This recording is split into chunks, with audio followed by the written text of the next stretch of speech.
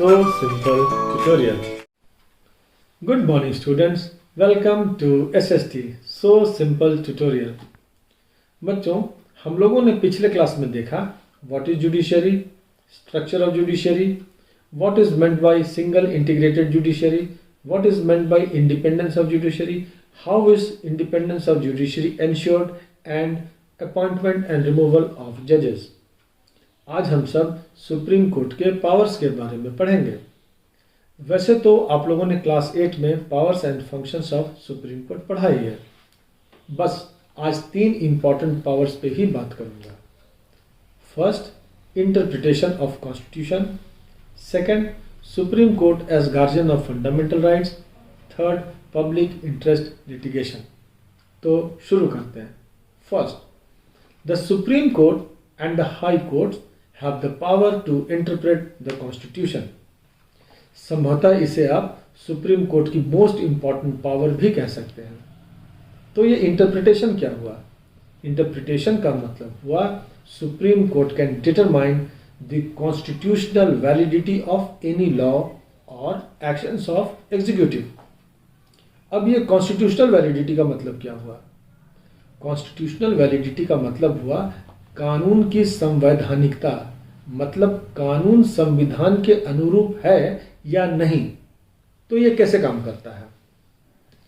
The supreme court and the high courts can declare any law invalid और unconstitutional if such a law goes against the provisions of. मतलब ये हुआ कि यदि सुप्रीम कोर्ट या हाई कोर्ट यह पाते हैं कि कोई लॉ या एग्जीक्यूटिव एक्शन कॉन्स्टिट्यूशन के प्रोविजंस के विपरीत हैं, तो वे उसे अनकॉन्स्टिट्यूशनल डिक्लेयर कर सकते हैं. ऐसा होने पर उस कानून या आदेश का एग्जिस्टेंस खत्म हो जाता है. इसे ही जुडिशियल रिव्यू कहा जाता है. बच्चों, याद करिए इंदिरा साहनी वाले केस में सुप्रीम कोर्ट ने क्या किया था? सुप्रीम कोर्ट ने तो उस केस की कॉन्स्टिट्यूशनल वैलिडिटी ही देखी थी ना, और फिर क्या कहा था? That the order of the government of India was valid. I hope आपको ये पॉइंट क्लियर हो गया होगा. अब आपको एक बात बताता चलूं कि इस टर्म जुडिशियल रिव्यू का प्रयोग कॉन्स्टिट्यूशन में कहीं नहीं हुआ है.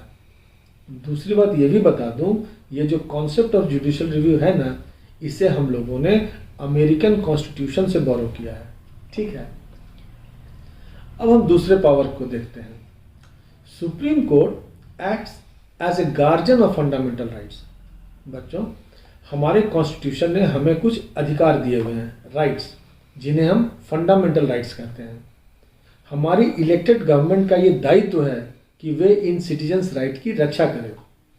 संभव हो कि कभी कोई सिटीजन ही आपके राइट्स वायलेट कर दे और गवर्नमेंट इन राइट्स को प्रोटेक्ट ना करे, या कभी गवर्नमेंट ही इन राइट्स पर हमला कर दे.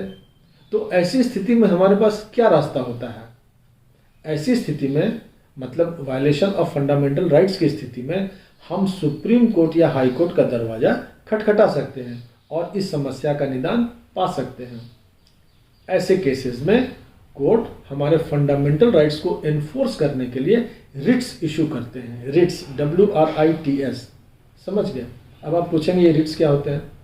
अभी आप सिर्फ ये समझ लीजिए कि writs are the orders of the court to the government which are issued by high courts or the supreme court to restore the violated rights of citizens.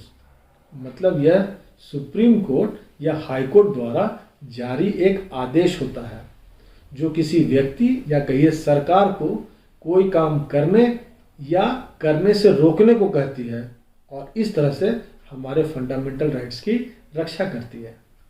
ठीक है, आइए अब थर्ड पॉइंट पर आते हैं. इसका नाम है पब्लिक इंटरेस्ट लिटिगेशन. इसे शॉर्ट में PIL कहते हैं.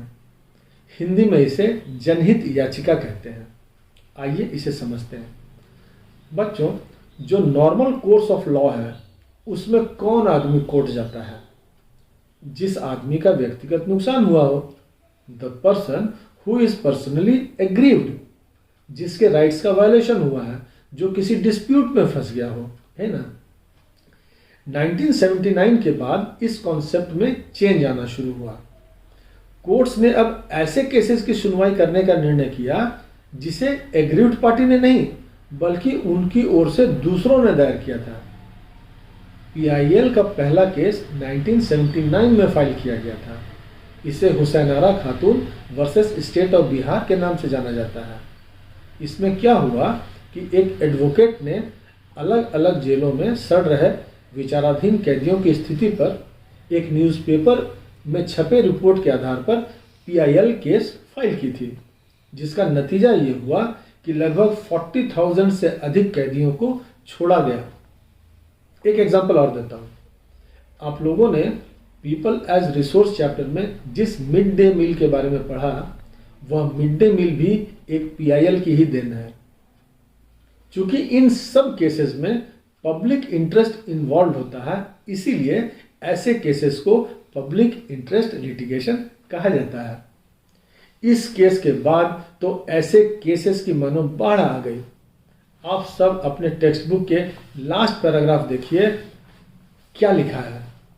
इन recent years the court have given several judgments and directives to protect the public interest and human rights. बच्चों, पीआईएल गरीबों को सोशल जस्टिस दिलाने का बेहतरीन साधन है। Any person can approach the court if public interest is hurt by the actions of the government. कोई भी व्यक्ति पब्लिक इंटरेस्ट की रक्षा के लिए सुप्रीम कोर्ट या हाई कोर्ट जा सकता है। आप जज के नाम एक पोस्ट कार्ड के जरिए भी मामला उठा सकते हैं। यदि जज को लगे कि हाँ, इस केस में पब्लिक इंटरेस्ट इन्वॉल्व है, तो इस केस को कंसिडर कर सकते हैं। The courts intervene to prevent the misuse of government power to make decisions. They check malpractices on the part of public officials. Courts तब सरकार को अपने पावर का मिसयूज करने से रोकने के लिए हस्तक्षेप करती है। यही नहीं, सरकारी अधिकारियों को भ्रष्टाचार करने से रोकती है। I hope you understood the topic properly. तो चलिए देखते हैं आज के टॉपिक से क्या क्वेश्चन बनता है। Question number 1, explain the role of judiciary in India's parliamentary system. Second, explain judicial review. Third, what is PIL? What is its importance? अब आप अपने टेक्स्ट बुक को अच्छी तरह पढ़िए और इन क्वेश्चंस को तैयार कीजिए, ठीक है। तो बच्चों, इस टॉपिक के साथ जुडिशरी ही नहीं, ये चैप्टर वर्किंग ऑफ इंस्टीट्यूशंस भी खत्म होता है। आई होप आपको इसका कंटेंट अच्छे से समझ आ गया होगा। तो मिलते हैं अगले वीडियो में किसी और टॉपिक के साथ।